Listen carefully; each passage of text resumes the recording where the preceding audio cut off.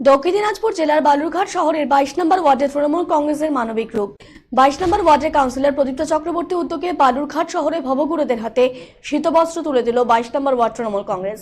প্রতি বছর প্রদীপ্ত চক্রবর্তী ভবঘুরেদের মধ্যে শীতবস্ত্র প্রদান করে থাকেন। সেই মতো এবছর এই কর্মসূচি পালন করলেন প্রদীপ্ত চক্রবর্তী।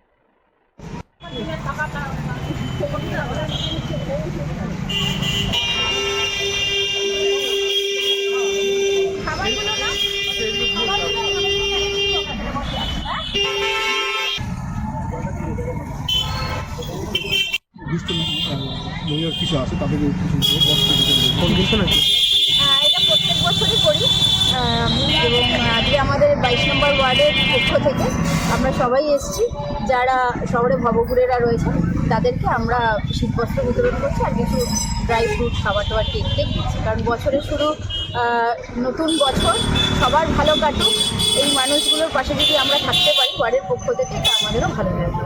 আর আপনাদেরকেও জানাচ্ছি এবং গোটা বালুরঘাট শহরবাসীকে তথা জেলাবাসীকে নববর্ষের আন্তরিক প্রীতি ও শুভেচ্ছা।